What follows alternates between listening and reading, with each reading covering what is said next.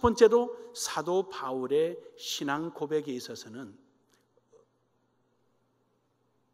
예수 그리스도가 자기를 찾아와 주신 은혜를 고백하고 있습니다. 오늘 본문 말씀 9절에 보면은 그는 이렇게 이야기합니다. 나는 사도 중에 가장 작은 자라. 나는 하나님의 교회를 박해하였으므로 사도라 칭함받기에 감당하지 못할 자니라. 그냥 예수님이 찾아와 주신 그 은혜에 대한 신앙의 고백이 아니라 그걸 넘어서서 나 같은 자에게 와주셨다. 나 같은 자에게. 이 말씀이 무슨 말씀이냐 그러면은 바울은 다소에서 태어났습니다. 다소는 지리적으로 그 당시에 50만에서 60만이 살 정도로 큰 도시입니다. 다소는 로마로 가는 육로길에 아주 중요 위치를 차지하고 있습니다. 다소에는 당시에 스토아 학파의 발원지이며 이 다소는 대학이 있었습니다. 이 대학은 로마에서도 인정해주는 유명한 대학이었습니다. 그는 여기에서 태어나서 베들레헴에 가서 가말리엘 학파에서 공부를 했습니다. 가말리엘이라는 사람은 유명한 사람입니다. 그가 죽자 유대 사람들은 이제 율법은 끝났다. 이제 율법의 도덕과 윤리는 끝났다. 이제는 더 이상 유대인의 삶은 끝났다. 이럴 정도로 그는 칭송을 받고 유대인들의 정신적 지주였습니다. 그는 거기에서 배운 문화생이었습니다. 하지만 그는 그 많은 지식과 또 당시의 사회적 배경을 가지고 있음에도 불구하고 그는 그것을 이용해서 예수 믿는 사람들을 핍박하고 심지어 잡아서 옥에 가두기 위하여 다메섹으로 그리스도인들을 체포하러 갔습니다. 그는 예수님의 입장에서 바라볼 때는 악랄하기 짝이 없는 사람입니다. 사도 바울이 자기 스스로 자기를 소개하기를 나는 포악한 자요. 포악한 자라는 것은요, 이성이나 이런 거 없이 자기 욕심을 위하여 닥치는 대로 뺏고 죽이고 이러는 사람을 포악한 자라고 표현을 합니다. 스스로 자기를 그렇게 표현했습니다. 이러한 포악한 바울에게 예수님이 찾아오신 것입니다. 이것이 은혜 중에 은혜라고 그는 신앙을 고백하고 있는 것입니다. 내가 뭐라고? 나 같은 존재가 뭐라고? 만삭되지 못하고 나처럼 이 포악한 자에게 예수 그리스도가 찾아오셨다는 겁니다. 그는 이러한 예수 그리스도의 만남이 그에게는 이루 말할 수 없는 은혜 중에 은혜로 고백하고 있는 것입니다. 그래서 그는 오늘 고린도전서 15장에서 그는 그런 표현을 합니다.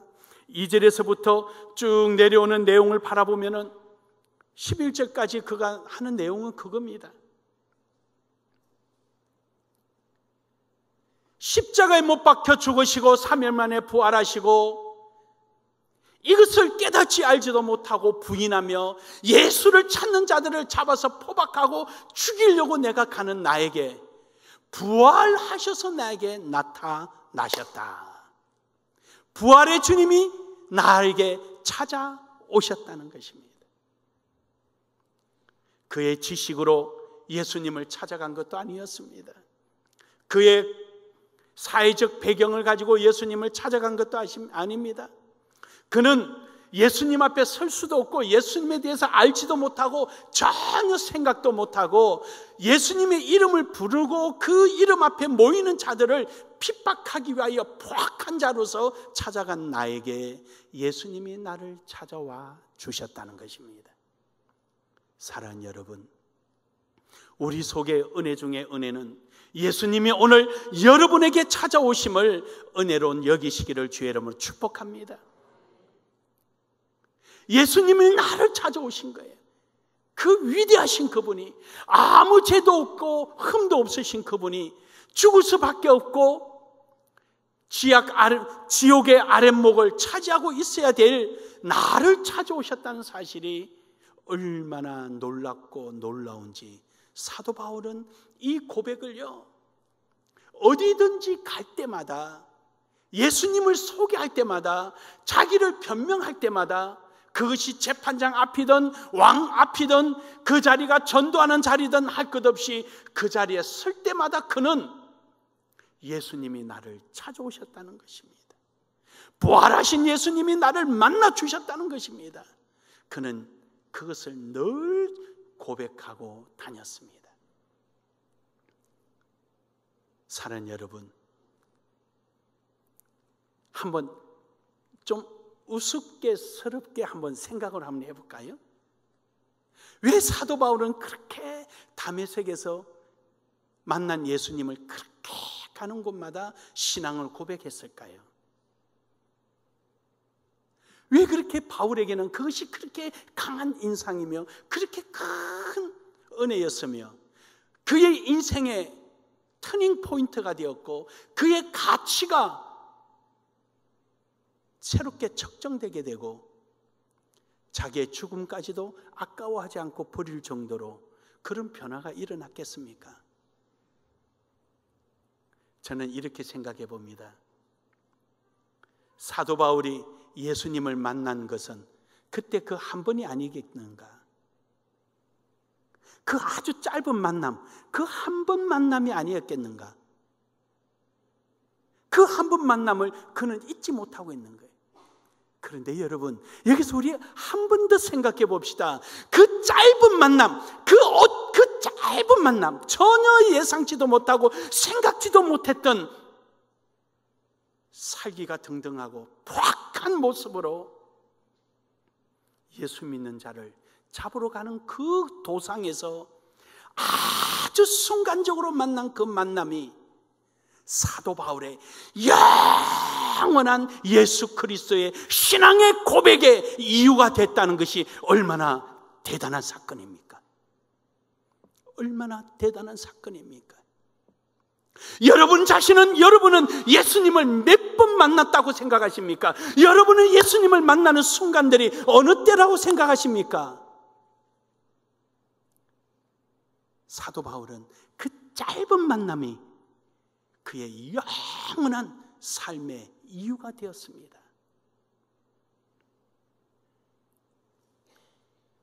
오늘 우리가 만난 예수님, 저는 저 자신을 생각하니까 예수님을 만난 시간이 너무도 많이 있습니다. 하나님 앞에 기도할 때마다 응답해 주시고, 하나님 앞에 구할 때마다 현실적으로 나타나 주시고, 내 눈으로 예수님의 얼굴을 보지는 못했고 예수님의 손을 만져보지는 못했지만 내 기도 가운데 응답해 주신 환경을 통하여 예수님이 항상 나와 함께 하심을 알고 있습니다. 그러함에도 불구하고 바울처럼 40에 하나 감하는 매를 3번씩이나 맞고 추위와 고통과 고난과 병마와 시기와 질투의 손가락질 속에 심지어 감옥에서 쓸쓸하게 혼자서 죽음을 기다리고 단두대에 목을 내놓기까지 변함없이 그 첫 번째 만났던 그 짧은 만남을 잊지 않고 늘 은혜로 고백하며 신앙을 고백하며 살아가는 사도 바울의 그 신앙의 고백이 왜 내게는 없을까? 왜 나는 이 고백이 일어나지 아니할까? 나는 한 번이 아니라 그렇게도 많이 만났는데도 왜 내게는 이 고백이 사도 바울처럼 구구절절 누가 보아도 그래 하고 공감할 만큼의 나의 고백은 왜 없을까? 라고 저는 생각해 봅니다. 사랑하는 여러분, 은혜가 어느 날 아침에 복권이 당첨되어서 은혜가 아니고, 죽어가는 몸이 건강해져서 은혜가 아니라, 진정으로 큰 은혜 중에 은혜는 죽을 수밖에 없는 이 죄인, 지옥의 아랫목에 들어가고도 남음이 있을 이 죄인을 위하여 십자가에 못 박혀 죽으시고 3일 만에 부활하시고 오늘 나에게 찾아와 주셔서 나를 주의 백성으로 삼아주신 이 은혜가 은혜입니다. 가장 큰 은혜입니다. 우리가 잊지 말아야 할 은혜입니다. 사랑하는 여러분, 이 은혜를 여러분의 가슴에 새기며 살아가기를 주의 이름으로 축복합니다. 두 번째로 바울의 신앙의 고백은 받은 은혜를 늘 고백하고 살았습니다. 그는 이 은혜가 뭐냐? 예수님이 찾아와 주신 것의 은혜인데 예수 그리스도를 알게 된 것이 은혜라고 고백합니다. 그는 철학에도 능합니다. 율법에는 말할 것도 없습니다. 그는 언변이 뛰어났습니다. 그의 지식에 대해서는 유대뿐만 아니라 로마까지 소문났습니다. 사회적 신분으로는 유대인이기도 하지만 로마 시민권을 가지고 있고,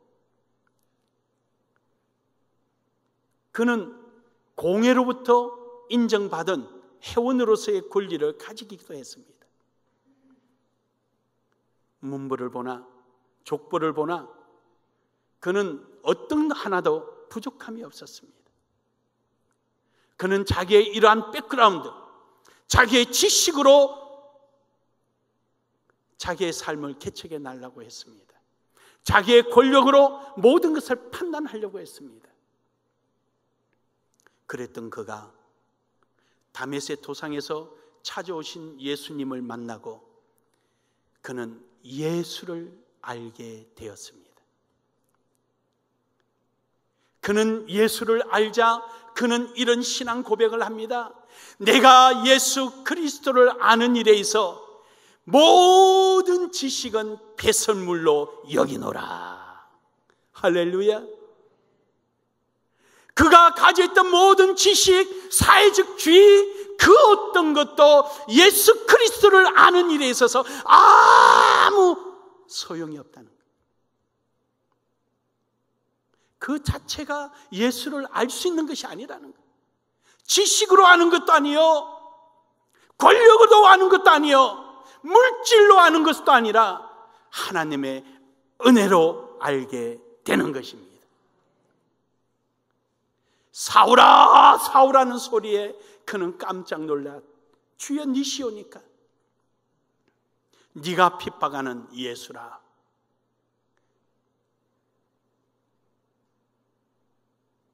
사도 바울은 다소에서 유능기를 보내고 그는 예루살렘에 와서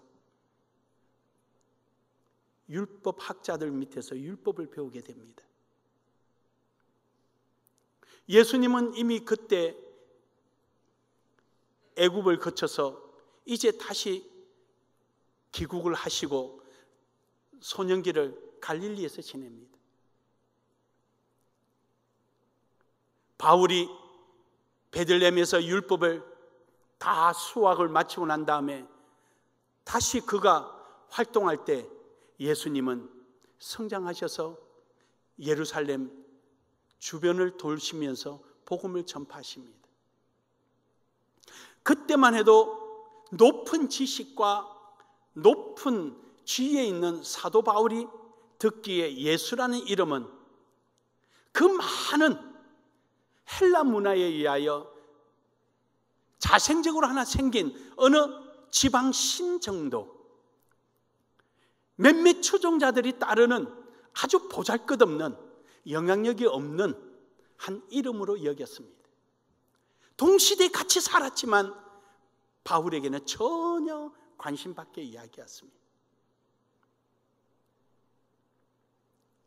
그러자 이제 바울의 관심을 갖게 된 것은 예수 그리스도가 예루살렘에 들어오셔서 십자가 못 박혀 죽으시고 3일 만에 부활함으로 인해서 이제는 예수란 이름에 대하여 사도 바울은 관심을 가질 수밖에 없게 됩니다.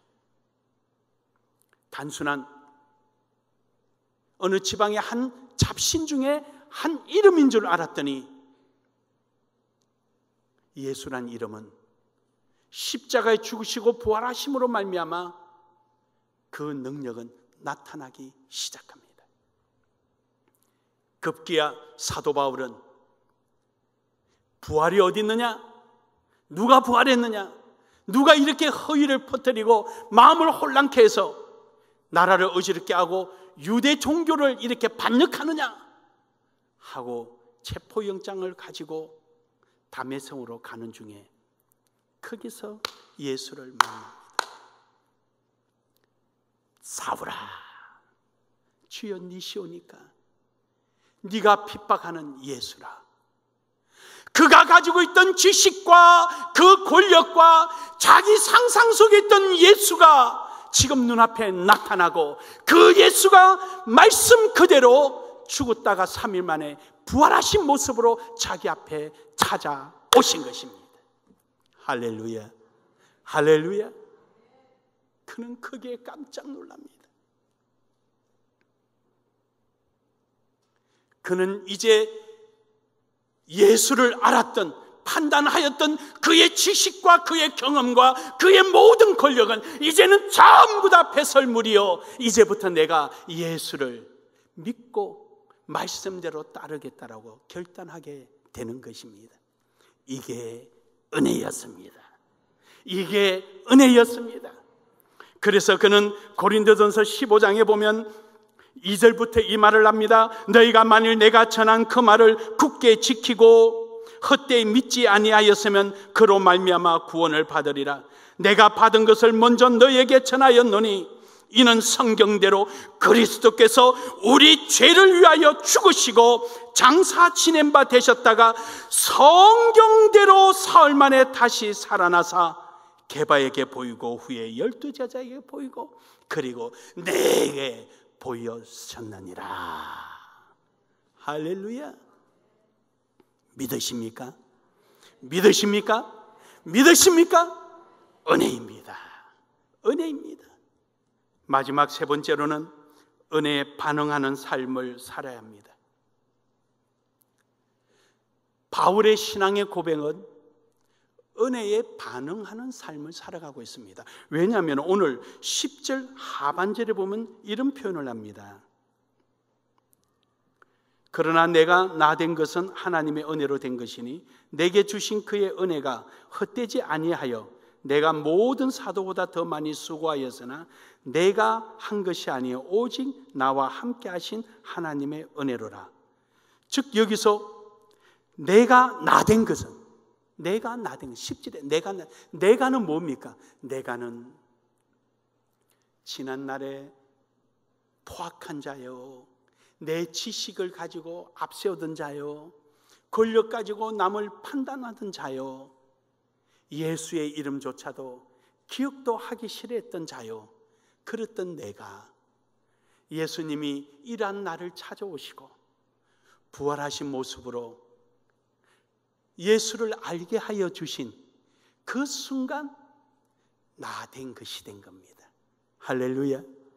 내가는 지난날의 모습이요, 나 된 것은 이제 변화된 자기의 모습입니다. 중생하는 거예요. 중생. 새로워지는 거예요. 새 삶이 되는 거예요. 그 인생의 터닝 포인트가 된 거예요. 이 이후로 그는 자기의 삶을 그 은혜가 헛되지 않기 위하여 은혜에 반응하는 삶을 살아갑니다. 때로는 메마름이 있고 추위가 있고 배고픔이 있고 풍랑을 만나 죽을 뻔했고 감옥에 갇히고 억울한 일을 당하고 누구에게 하소연하지 못하고 그 힘듦이 있을지라도 그는 누구 하나 원망하지 않고 하나님의 은혜로 받아들입니다. 사랑하는 여러분, 은혜의 삶을 사는 사람은 원망할 시간이 없습니다. 하나님의 은혜를 바라는 사람은요, 은혜를 사용하고 나서 그 사용된 자리에 또다시 하나님의 은혜가 찾아올 것을 기다리고 있습니다. 은혜를 따라서 은혜를 구하고 은혜로 사용하고 또 그 사용된 자리에 은혜를 구하고 늘 은혜의 톱니바퀴 속에 살아가는 이 삶 속에는 불평불만도 들어올 공간이 없습니다. 원망의 찌꺼기가 들어올 공간이 없습니다. 미움의 생각이 들어올 공간이 없습니다. 왜 이렇게 해야 하나라는 이기주의적인 사고가 들어올 공간이 없습니다. 은혜가 더 좋으니 말입니다. 심지어 시험거리마저도 그 속에 주저앉지를 못합니다. 은혜가 풍성함으로 말입니다. 은혜가 있으면은 그 어떤 것도 나를 괴롭게 할 수가 없습니다. 그저 행복합니다. 사도 바울은요, 고린도전서 갈라디아서 1장 11절에 보면은 형제들아 내가 너희에게 알게 하노니 내가 전한 복음을 사람의 뜻으로 따라 된 것이 아니니라. 내가 전한 복음은 메신저 역할을 했다는 뜻이 아니고요, 은혜를 자기 속에서 다시 해석을 해서 표현된 것을 말합니다. 즉 이 말은 자기 삶을 이야기하나, 삶을 그것이 로마서 2장 16절과 로마서 16장 25절에 보면 이렇게 표현합니다. 곧 나의 복음에 이른 바와 같이, 나의 복음, 자기 복음이래, 바울의 복음이래요. 예수 그리스도의 복음이 아니라 자기 복음이래요. 나의 복음에 이른 바와 같이 하나님이 예수 그리스도로 말미암아 사람들의 은밀한 것을 심판하시는 그날이라. 자기 복음이 있고 예수 그리스도 복음이 있어요. 뭐가 잘못됐나요? 아니에요. 하나님의 말씀을 받은 바 은혜를 자기의 삶을 통하여 재해석해서 내는 거예요. 자기 삶을 끄집어내는 거예요. 이것을 자기 복음이라고 말을 하는 거예요. 자기 삶이 어디서 왔느냐? 바로 예수 그리스도의 복음으로부터 왔다라고 고백하고 있는 것입니다. 사랑하는 여러분, 받은 바 은혜를 우리는 그것을 내 삶을 통하여 표현해내는 이런 신앙 고백이 되기를 주의 이름으로 축복합니다. 축복합니다. 받은 은혜가 은혜로 끝나는 것이 아니라 내 삶을 통하여 신앙의 고백이 되어져야 하는 거예요. 이것을 바울은 나의 복음, 내가 전하여 준 복음, 얼마나 당당합니까? 그러기에 그는 그 많은 고난과 고통 속에서도 시험 한 번 제대로 안 들었어요. 그 많은 고통 속에서도 그는 한 번도 불평불만하지 않았어요. 남을 원망하지 않았어요. 그는 끝까지 믿음을 지키며 그 은혜 안에 살았습니다. 사랑하는 여러분, 오늘 여러분 삶 속에도 이러한 바울의 신앙 고백 같은 여러분의 신앙 고백이 있으시기를 주의 이름으로 축복합니다. 축복합니다.